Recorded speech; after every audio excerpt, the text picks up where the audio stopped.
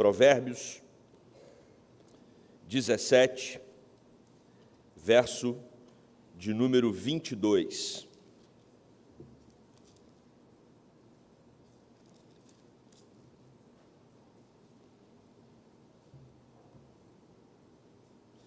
Diz assim a palavra do nosso Deus: o coração alegre é bom remédio, mas o espírito abatido faz secar os ossos. O coração alegre é bom remédio, mas o espírito abatido faz secar os ossos. Vamos orar.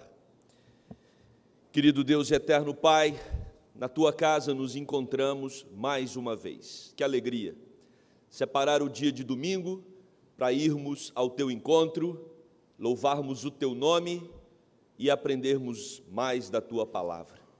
Espírito Santo de Deus, fale aos nossos corações. O movimento que fizemos para estarmos aqui em comunidade é para que, como filhos, sejamos supridos pelo Senhor, o nosso bom pastor e aquele que cuida das nossas almas. Oramos assim, no nome de Jesus. Amém. Acho que um tema que atinge a todos nós é o tema da felicidade. Todos nós queremos ser felizes, eu acredito. Eu não consigo imaginar uma pessoa que tem um projeto de ser infeliz. Qual o seu objetivo de vida? Ser triste. Eu quero ser uma pessoa triste. Tem uns que quase faz a gente acreditar, não é? Algumas pessoas, quando você chega perto delas, elas te jogam para baixo, né? Ou então, na família tem alguns, não são todas famílias não, mas algumas têm, né? Geralmente uma pessoa que você fala, puxa vida, vou encontrar com aquela pessoa, e ela é tão para baixo, e você já fica só de imaginar que vai encontrar com ela. Agora, ninguém tem isso como objetivo, eu espero, e muito menos aqui na casa do Senhor. Todos nós queremos ser alegres. A grande pergunta é, o que significa felicidade? Qual o conceito que você estabeleceu para atingir a felicidade? Quando nós olhamos esse tema ao longo da história, nós vamos perceber que a felicidade, ela envolve um aspecto individual, pessoal e intransferível. É difícil definir por isso. O conceito, às vezes, de felicidade para você não é para o outro. E até mesmo na família. Enquanto você tem lá o seu bebê, com 1, 2 anos, você faz o que quer, né? Mas quando ele se torna um adolescente, aquele passeio agradável para você, para ele é um terror. Aquilo que traz alegria para o seu coração como descanso, para ele é tédio. E aí você começa a entender que o conceito de felicidade para cada um é diferente, e ele é intransferível. Não tem como você dizer para alguma pessoa que aquilo que te faz feliz vai torná-la feliz também. Cada um vai ter uma característica nesse aspecto. Agora, existe um senso comum. O senso comum vai dizer que a felicidade precisa estar pautada em pelo menos 3 fundamentos: dinheiro, saúde e amor. Dinheiro, saúde e amor. Se você tiver essas 3 características, de acordo com o senso comum, você é uma pessoa feliz. E aí a gente pode ir um pouquinho na história, na Grécia Antiga.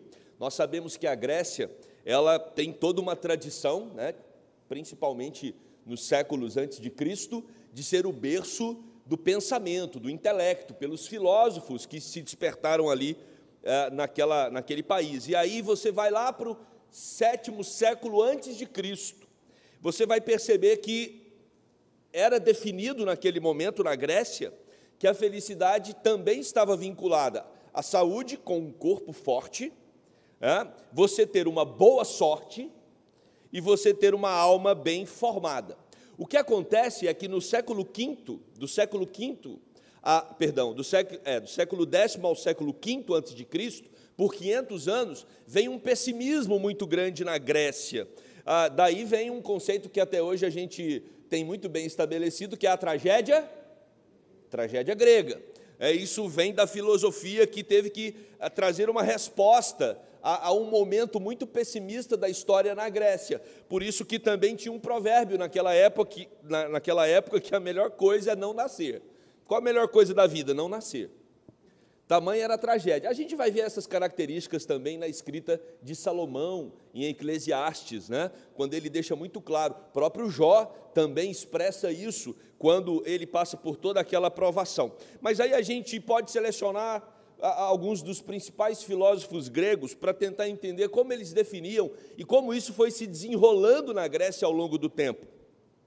Sócrates, ele vai dizer que a felicidade é você estar bem na alma, e que isso só é acessado através de uma conduta virtuosa. Então, Sócrates vai dizer o seguinte: faça o bem e você vai ser feliz. Logo depois de Sócrates vem Platão, que acrescenta mais alguns atributos. Ele fala, olha, além de você fazer o bem, é importante estabelecer algumas virtudes e você também ter um senso de justiça aguçado. Um senso de justiça aguçado com virtudes vai trazer a felicidade. Mas aí vem Aristóteles, que era discípulo de Platão, amigo de Platão, mas ele vai dizer que mais amigo de Platão, mais do que ser amigo de Platão, ele era amigo da sabedoria. E ele então critica o seu mestre. Ele acolhe o que Platão havia dito sobre felicidade, que você acessa por meio da virtude e da justiça, mas ele também diz que é importante você ter boa saúde, é importante você ser livre, ter liberdade, uma palavra tão explorada hoje na nossa cultura, e é importante também você ter uma boa situação econômica, de acordo com Aristóteles. E aí ele escreve uma obra para o filho dele, chamado A Ética a Nicômaco, onde ele vai dizer que o Estado, olha onde nasceu um pouco isso, o Estado tem a responsabilidade de promover isso para o cidadão. É função do Estado produzir boa saúde, liberdade e uma situação econômica o mais favorável possível. Só que quando Aristóteles pensa em Estado, ele está pensando na polis, na cidade, um Estado menor ali, onde as pessoas conhecem umas às outras e cuidam uma das outras. Então, era numa dimensão bem menor do que a noção que a gente tem de Estado hoje. E aí, por último, vem Epicuro, que a gente já ouviu falar bastante, porque ele é que funda o epicurismo, o hedonismo, da onde o prazer é a fonte de toda felicidade. Se você quer ser feliz, você precisa vincular a sua felicidade ao prazer, e ele vai dizer que esse prazer necessariamente não está ligado a uma vida dissoluta, esse prazer ele está ligado à impassibilidade, ou seja, você ter uma certa apatia, uma indiferença aos desejos, é você não empolgar tanto com a vida. Seja uma pessoa equilibrada, busque o seu prazer, um prazer equilibrado e está tudo certo.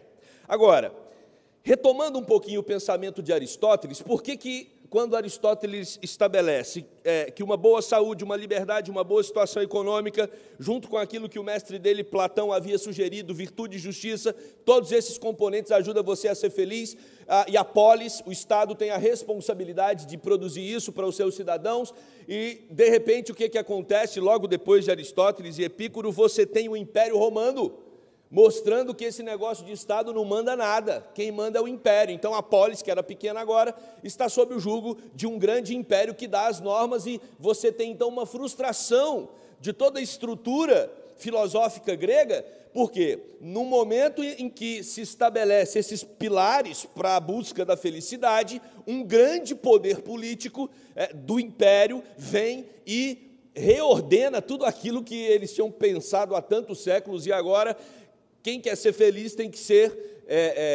tem que estar de acordo com as normas de um império que se estabelece a partir de Roma para tantos outros países.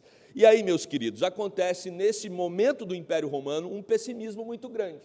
E é nesse contexto de pessimismo que vem o quê?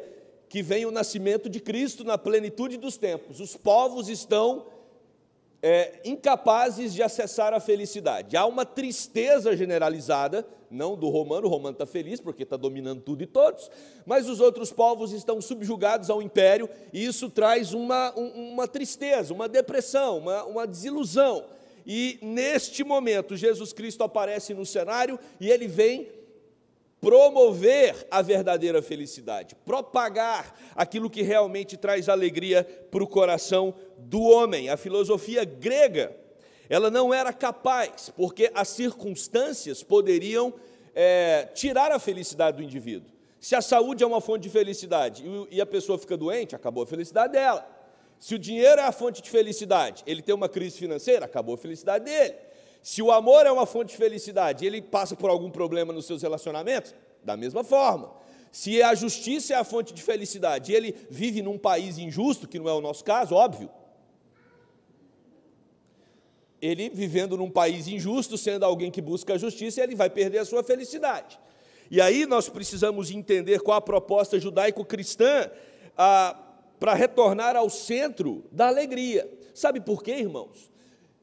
E esse pano de fundo foi estabelecido propositalmente. Às vezes nós estamos com os nossos fundamentos em busca da felicidade estabelecidos nos pressupostos gregos. Às vezes nós olhamos para aquilo que os gregos colocaram como sendo importante para uma vida feliz, e nós também colocamos o nosso coração apoiado nesses fundamentos. A gente quer ser feliz de acordo com essas circunstâncias. E de repente, quando tudo se embaralha, quando tudo complica, quando tudo sai do eixo, a gente fica triste. Por isso nós precisamos olhar para a Bíblia e entender que a proposta bíblica, tanto no Antigo quanto no Novo Testamento, ela não se alinha com a proposta grega, ela não se alinha com o pensamento da sociedade. A proposta de alegria, a proposta de felicidade, de acordo com a Bíblia, ela vai numa outra direção. E eu e você, como cristãos, seguidores de Jesus, que creem na palavra de Deus, nós não podemos acolher esse pacote mundano, esse pacote da sociedade, e estabelecer como sendo aquele que vai definir o que é alegria para nós. Precisamos olhar para as Escrituras, e muito mais do que olhar. Precisamos entender que, no nosso coração, os valores precisam ser transformados para que acessemos a verdadeira alegria, que não depende das circunstâncias e que não depende daquilo que acontece ao nosso redor, porque ela é uma alegria que vem de dentro para fora. E aí, meus irmãos, nós olhamos para esse texto, e ao observar o contexto, a gente percebe que tanto Provérbios quanto, lembrando que a maior parte do livro de Provérbios é escrita por Salomão, e Salomão é o mesmo que escreveu Eclesiastes, você vai perceber que existem perigosas ameaças à nossa felicidade. E uma das grandes ameaças, que está muito explícita aqui no capítulo 17 e em todo o livro, é a insensatez. É você ser uma pessoa obstinada por aquilo que você acha que é certo. Você estabelece o seu pacote ético, seu pacote moral, o seu pacote de princípios para buscar alguma coisa, e você não negocia isso. Você olha para a Bíblia como uma fonte de normas externa, né? A Bíblia é uma fonte externa. No meu coração, na verdade, quem determina sou eu, o rumo e a direção da minha vida. E aí você se torna um indivíduo insensato. Insensato é aquele que você vai tentar dialogar com ele e ele nunca muda de posição, ele não está aberto para ouvir a sua perspectiva. E ele acha que o que ele pensa está acima de todo mundo e ninguém pode contestá-lo. Esse é o insensato. E principalmente quando tratamos da palavra de Deus, ele não se submete. Ele não se submete aos princípios do Evangelho. Ele é duro de coração. Ele é obstinado por fazer aquilo que ele quer. E Salomão, no livro de Provérbios, e o capítulo 17, vai atacar frontalmente essa característica que muitas vezes está impregnada em nós. Por exemplo, em Provérbios 10, versículo 8, o insensato tem lábios de arruína. É alguém que vê a vida sempre numa perspectiva negativa. Capítulo 10, verso 23, para o insensato, praticar a maldade é divertimento. Ele gosta de ver as coisas dando errado. Cuidado, lá vou eu, mais uma vez, dar o meu pitaco no momento político do Brasil. Sei que corro grandes riscos com isso, mas vou fazer assim mesmo.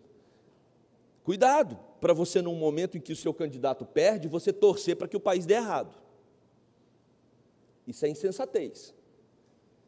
Tá vendo? Tá vendo? Olha lá, foi eleger o que eu não concordei com ele, aí, o Brasil agora vai afundar. Ajuda, ora pelo país para Deus ter misericórdia. O insensato é alguém que ele se alegra, ele se diverte com a maldade, né? Capítulo 12, verso 15, o caminho do insensato aos seus próprios olhos parece reto. O insensato é esse, ele sempre acha que está certo. Ele não pode ser contestado em momento nenhum. Provérbios 14, 16, o insensato encolariza-se e dá-se por seguro, né? Imagina alguém que acha que sempre está certo e fica sempre nervoso quando alguém tem um pensamento diferente do dele. E aí, quando olhamos para o Provérbios 27:3, tem muito a ver com o texto que nós lemos para a meditação de hoje, ele vai dizer: pesada é a pedra, e a areia é uma carga, mas a ira do insensato é mais pesada do que uma e outra.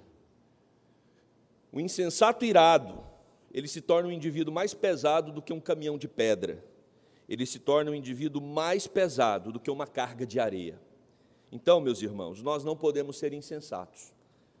O convite de Deus para nós é uma vida de alegria. E por que nós demos essa ênfase aqui, nessa parte do sermão, na insensatez? Porque quando olhamos para o versículo 22, ele está conectado ao versículo 21. E o versículo 21 diz assim: o filho estulto é a tristeza para o pai, e o pai do insensato não se alegra. Na língua hebraica, né, o povo judeu, eles tinham uma forma de escrever, um paralelismo, onde um texto tem a ver com um texto sequente. E aqui nós temos um paralelismo que ele é entendido como quiasmo. O que é um quiasmo? Né? Quiasmo, a letra X, a primeira parte do versículo 21, ela está relacionada com a segunda parte do versículo 22. A segunda parte do versículo 21 está relacionada com a primeira parte do versículo 22. Por isso faz um X. E o versículo 21 está tratando de insensatez, de gente insensata. Gente insensata é triste. E o versículo 22 vai mostrar para nós o caminho da alegria. E aí nós precisamos entender sobre os princípios para uma vida que realmente traz alegria para o nosso coração. E diante disso, nós vamos propor para hoje de manhã o tema remédio para ter alegria. Qual o remédio da vida para termos alegria? O texto diz: o coração alegre é um bom remédio, mas o espírito abatido faz secar os ossos. Provérbios trata muito sobre esses dois temas, o tema da tristeza, o tema essa tristeza que é fruto de insensatez, de tolice, e Provérbios também vai tratar muito sobre a alegria. Por exemplo, capítulo 15, verso 13, o livro de Provérbios vai dizer: o coração alegre aformoseia o rosto, mas com a tristeza do coração o espírito se abate. A diferença entre grande alegria e tristeza depende mais dos recursos espirituais de uma pessoa do que das circunstâncias. Presta atenção. Alegria e tristeza dependem muito mais dos recursos espirituais que você investe do que quanto às circunstâncias que nós estamos inseridos nela. Provérbios 15:15. Todos os dias do aflito são maus. Uma pessoa aflita, nenhum dia presta para ele. Mas a alegria do coração é banquete contínuo. Ou seja, a definição de alegria, ter uma vida alegre, viver feliz, é algo que depende completamente do indivíduo. Você é o responsável pela sua alegria, tá? Às vezes nós esperamos que as circunstâncias promovam a alegria no nosso coração, e às vezes promove mesmo, né, gente? Tem muita coisa que deixa a gente feliz. Só que se a gente for depender das circunstâncias, vamos viver uma gangorra. E a proposta da Bíblia não é vivermos uma gangorra, é termos uma alegria bem fundamentada, não pautada nos princípios gregos, mas pautada nos princípios bíblicos. Provérbios 18:14 vai dizer: o espírito firme sustém o homem na sua doença, mas o espírito abatido, quem o pode suportar? Olha só que interessante, depende do estado de espírito do indivíduo atravessar questões, circunstâncias como uma doença, por exemplo. E aí nós entendemos, ainda relacionando essa questão da circunstância com a alegria, Atos 16:25, nós temos o exemplo do apóstolo Paulo e de Silas, que estavam presos, e à meia-noite eles oravam e cantavam louvores a Deus, e os demais companheiros da prisão estavam escutando-os ali naquela circunstância. Então, enquanto uma prisão é tristeza para eles que estão alimentados no seu espírito, é motivo de alegria, e eles estão em paz com aquilo. E aí, meus irmãos, para termos essa alegria, nós precisamos tomar alguns remédios. É muito bom, né, quando, num tempo como o nosso, a gente consegue resolver alguns problemas que nos agonizam com remédio. Você está com uma dor de cabeça terrível, mas você já sabe qual remédio tomar. E aí, quando você toma o remédio, a dor passa rápido. Você vai num médico fazer um tratamento e o médico tranquiliza o seu coração ao dizer: fica tranquilo, porque para esse seu problema tem um medicamento. E a mensagem de hoje tem esse propósito. Se você não está encontrando alegria na vida, nós vamos olhar para a Bíblia e a Bíblia vai dar para você o remédio. É para você sair daqui medicado na alma. E quando nós observamos a cultura grega, que influenciou tanto aquela época e continua influenciando a sociedade ocidental, e olhamos para aquilo que a Bíblia instrui como fonte de alegria e de felicidade, nós percebemos o abismo, a diferença tremenda entre uma coisa e outra. Isso começa pela palavra utilizada.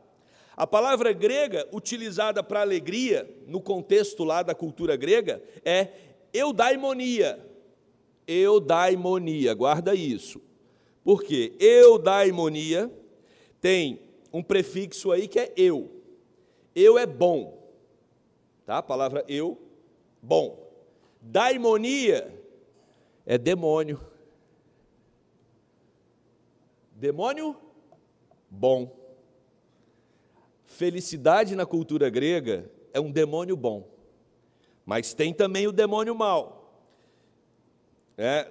Na cultura grega eles definem o que é um demônio bom e um demônio mau. O demônio, a palavra demônio na cultura grega não tem essa concepção que a gente tem hoje.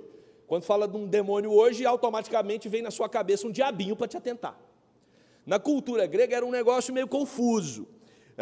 O demônio ele podia ser um semideus, ele podia ser um gênio, ele podia ter uma característica neutra, não significa muita coisa, mas ele refletia o pessimismo que acontecia do século X ao século V a.C. Então a palavra eudaimonia, ou o demônio bom, era uma forma de você evitar o pessimismo daquele momento. E aí nós precisamos então, irmãos, entender que, ao olhar no dicionário, a palavra daimon, demônio, significa dividir, destruir, queimar, rasgar. E aí você vai ter então essa confusão na definição do que é felicidade para a cultura grega. A felicidade necessariamente, ela não está ligada a uma definição clara do que é bom, mas a fonte dela é exatamente esse demônio, que não é definido como um Deus, é um ser que pode promover a felicidade boa, ou um cacadaimo, né? Tem o eudaimon, que é do bem, e o cacadaimo, que é do mal.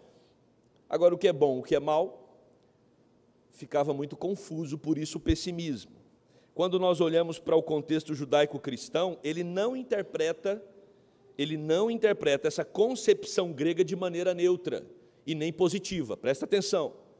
Na cultura judaica e também na cultura cristã, quando os nossos irmãos de fé olham para essa palavra ao longo de toda a história, no Antigo e Novo Testamento, quando eles olham para essa palavra grega, que era utilizada pelos gregos para definir felicidade, eudaimonia, eles não ligam essa palavra a alguma coisa neutra ou alguma coisa boa. Eles sempre entendem que essa felicidade proposta pela filosofia grega, ela tem um aspecto negativo. E por que ela tem um aspecto negativo? Porque os judeus e cristãos, e eu estou falando de judeus aqui no Antigo Testamento e os cristãos no Novo, eles entendem a felicidade ou a alegria como uma outra coisa. E a palavra utilizada no grego, uma das palavras mais importantes utilizadas para definir a alegria é makarios. Makarios tem uma definição muito clara, é quando o indivíduo busca Deus como a sua fonte de felicidade. Entendeu? Então, enquanto a cultura grega está batendo cabeça para tentar encontrar alegria e passa uma vida inteira buscando essa alegria externa, nós temos na palavra de Deus uma outra proposta de alegria, quando Deus se torna a fonte da sua alegria. Então a sua alegria não depende do dinheiro, a sua alegria não depende da sua saúde, a sua alegria não depende dos seus relacionamentos, a sua alegria não depende do estado em que o país está, a sua alegria não depende de governo, a sua alegria não depende do seu trabalho, a sua alegria não depende de nada que está ao seu redor. A sua fonte primária de alegria é Deus. Esse é o conceito judaico-cristão. Deus é a fonte primária de toda a nossa alegria. E a partir de Deus, nós vamos nos alegrar com as outras coisas, mas de maneira subordinada. Entenderam? Você pode se alegrar com os recursos que Deus te deu, não tem problema nenhum.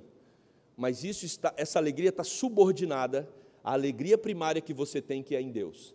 Você pode se alegrar com seus relacionamentos, você pode se alegrar com a sua saúde, mas tudo isso está ligado em Deus. Esse é o princípio básico, irmãos, que nós não podemos perder como fonte de nossa alegria. E aí, algumas indicações medicamentosas, espiritualmente falando, para você conseguir ter Deus como a sua fonte de alegria. A primeira delas, você precisa desenvolver o temor a Deus. Nós falamos domingo passado, ou retrasado, sobre você não ter medos, descarte os seus medos. E diante de Deus nós devemos realmente descartar os nossos medos. Mas um medo você não pode descartar, é o seu medo de Deus. Pastor, mas eu tenho que ter medo de Deus? Tem. Não um medo porque Deus pode trazer algum prejuízo para você, mas um medo que é fruto de um assombro pela grandeza que você consegue perceber que Ele tem. Quanto mais eu entendo a soberania de Deus, o governo de Deus, a majestade de Deus, a glória de Deus, mais isso gera em meu coração tremor e temor. E a Bíblia, Antigo e Novo Testamento, vai insistir para que você não perca isso, para que você não perca o seu temor a Deus. E se você quer ser uma pessoa feliz, você tem que se estremecer diante de Deus, de verdade, não simplesmente de uma maneira teatral, mas de fato, o seu coração precisa entrar na presença de Deus e ter uma noção mínima diante de quem você está. Por isso que a meditação na palavra é importante, porque você está diante de um indivíduo, de um ser, que diz haja luz e houve luz, de um ser que é capaz de abrir um mar para que o seu povo passe. E isso não pode ser apenas lições que ficam registradas na nossa mente, só na área do intelecto. Isso precisa afetar as nossas emoções e nos afetar como um todo. A gente precisa se estremecer diante da grandeza desse Deus para que encontremos a felicidade. Porque quando nós não reagimos com temor, isso mostra que nós estamos apequenando aquele que é o Rei dos Reis e Senhor dos Senhores. Ele fala, não pense que eu sou seu igual. Às vezes nós estremecemos muito mais com figuras humanas do que com a figura daquele que criou os céus e a terra. É isso que precisa ser colocado em ordem no nosso coração para que gere a verdadeira alegria. Por isso Provérbios 7 e 8 vai dizer, não seja sábio aos seus próprios olhos, teme ao Senhor e aparta-te do mal. Isso será saúde para o teu corpo e refrigério para os teus ossos. Tema ao Senhor, porque quando a gente perde o temor, a gente vive uma vida de acordo com as nossas próprias regras. A gente acha que é capaz de comandar a própria existência e a própria jornada. O temor ao Senhor precisa gerar consequência em nosso coração, de acordo com esse versículo. Ele nos revela que nós devemos deixar de ser sábios aos nossos próprios olhos. Diminua a sua convicção quanto àquilo que é desconhecido ao seu redor. Não seja tão convicto. Estamos na era da lacração, né? Com uma frase, o indivíduo quer definir um contexto complexo. Uma situação que a gente não tem noção nenhuma do todo, a gente vê apenas uma parte mínima e nós damos a nossa a opinião com tanta convicção a respeito daquilo. Se nós queremos temer a Deus, não podemos ser sábios aos nossos próprios olhos e nem estarmos tão convictos das nossas próprias opiniões. Aparta-te do mal. O indivíduo que não teme a Deus, a primeira coisa é tratar o mal com naturalidade. Ele começa a fazer de mal o que é bem e de bem o que é mal. A palavra de Deus nos diz isso. O indivíduo que teme a Deus, ele trata o mal como mal e o bem como bem. E o mal não na perspectiva dele, mas na perspectiva de Deus. E o bem da mesma forma. Ele se entristece com o pecado, com seus próprios pecados. E aí, isso vai gerar saúde para a alma e para o corpo. E quando gera saúde para nós, a gente fica feliz, a gente fica alegre. O temor ao Senhor é o princípio da sabedoria. Melhor é o pouco, havendo o temor do Senhor, do que grande tesouro com inquietação.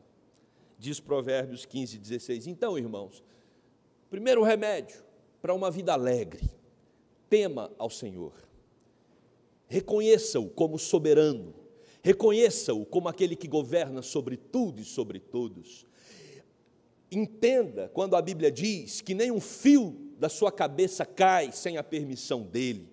Entenda o que Cristo está dizendo, que se Ele cuida das folhas das árvores, Ele é capaz de cuidar de tudo na sua vida. Nada foge ao controle desse Deus. Isso precisa acalmar o nosso coração, trazer paz e trazer alegria. Porque o nosso Deus é Deus sobre tudo e sobre todos. O segundo remédio, a segunda pílula, para a gente poder ter uma vida de alegria é a sabedoria. Sabedoria é o oposto da insensatez. O sábio, sakal, a palavra utilizada no hebraico muitas vezes aqui em Provérbios, é prudente e cauteloso. O sábio é aquele que pensa tanto, se fala ou se não fala, que perde o tempo e aí não fala. Ele prefere levar em consideração muitos aspectos, e principalmente a palavra de Deus, antes de emitir a sua própria opinião. A palavra de Deus é a base para ele. O sábio é aquele que, quando responde às questões da vida, você consegue identificar qual versículo ele está usando para responder àquela questão. Qual texto bíblico para você tomar essa decisão na sua vida? O sábio tem a resposta. O insensato, não, porque ele está fundamentado na sua própria vontade, no seu próprio coração, em todo o critério grego que foi estabelecido no Ocidente para acessar a sabedoria e a alegria. E aí nós temos vários provérbios que vão tratar sobre a sabedoria, mas eu quero destacar apenas dois. Capítulo 15, verso 24. Para o sábio, há o caminho da vida que o leva para cima, a fim de evitar o inferno embaixo. Para o sábio, ele opta pelo caminho de cima. Ele não fica no inferno aqui de baixo, não. Me preocupa quando eu vejo tantos crentes mergulhados no inferno dessa terra, acreditando que vai ter a possibilidade algum dia de construir um céu aqui. Essa terra está fadada ao fracasso. Essa terra é uma terra amaldiçoada. Essa terra é uma terra jaz no maligno. Essa terra rompeu-se com Deus. Para de querer fazer daqui o céu. Nosso céu é outro. Olha para as coisas de cima. A nossa, é o terceiro ponto, não vou adiantar aqui, mas o nosso céu não é esse aqui. Às vezes nós mergulhamos em lutas e projetos pessoais de vida que não tratam das coisas lá de cima, mas do inferno aqui de baixo. Nós somos um outro povo, nós temos uma outra cidadania e precisamos estar atentos a ela. Provérbios 28, 26 diz: o que confia no seu próprio coração é insensato, mas o que anda em sabedoria será salvo.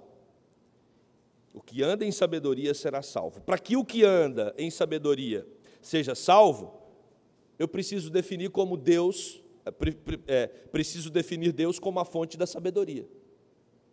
Então, buscar sabedoria é buscar o próprio Deus. Quanto mais Deus se faz presente no nosso coração, mais eu tenho sabedoria. E para que Deus se faça presente no nosso coração, eu preciso temê-lo.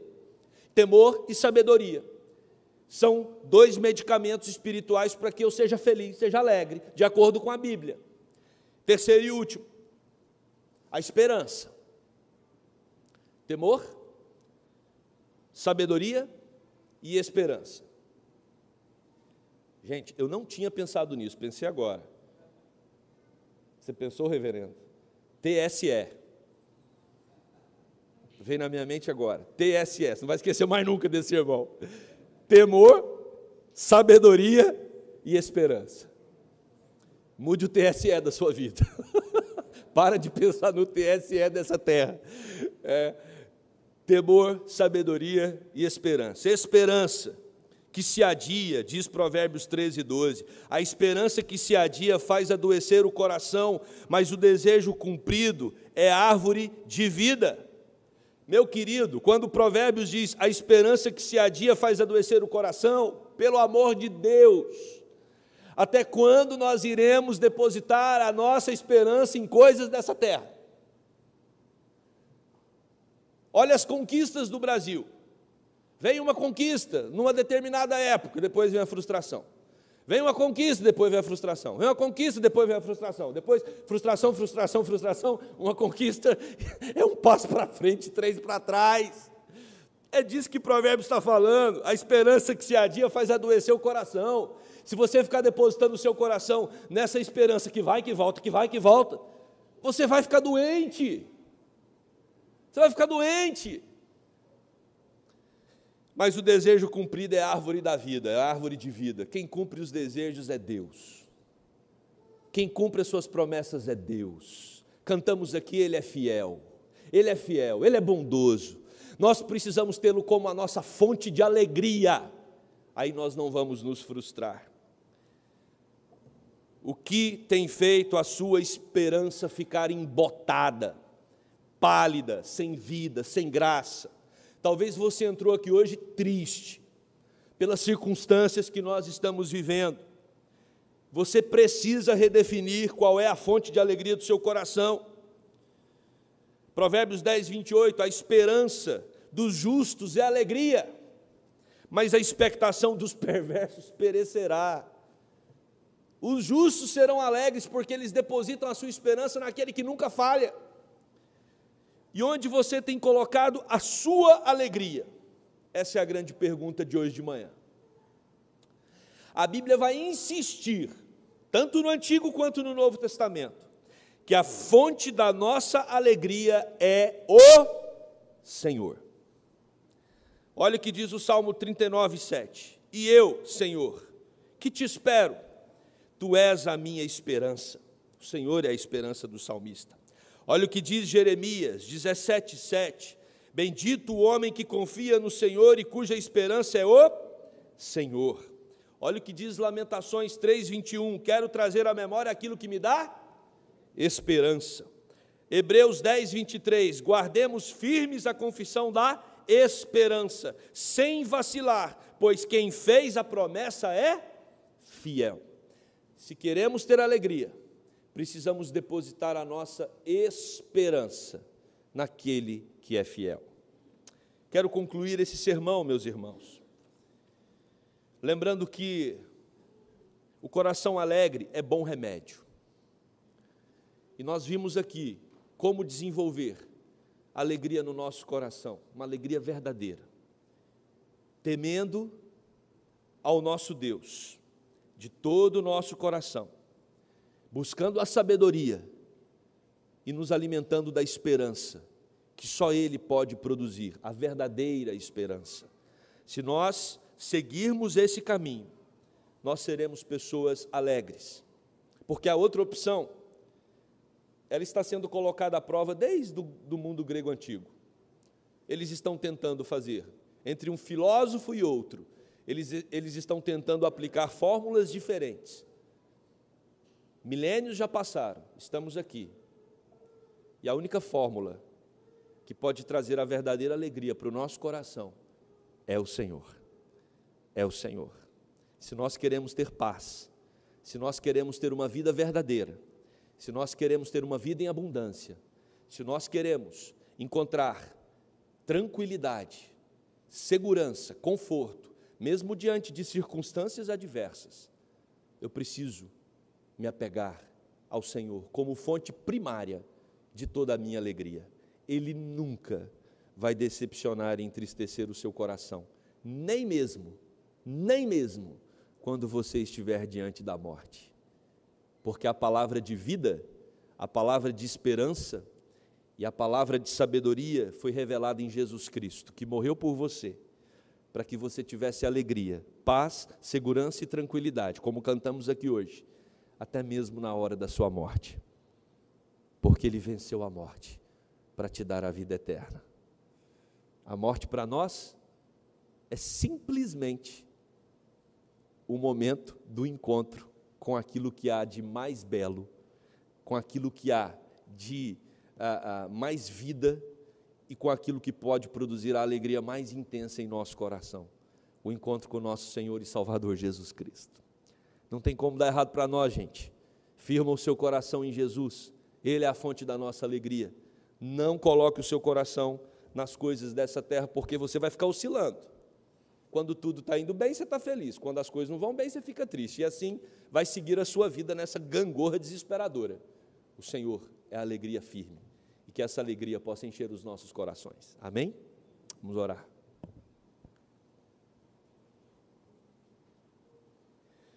Querido Deus, o Senhor conhece o coração de cada um de nós. O Senhor sabe, Deus, como anda cada pessoa que entrou aqui na sua casa hoje. O Senhor sabe, Deus, o que está roubando a alegria do teu povo. Às vezes são as preocupações com o amanhã.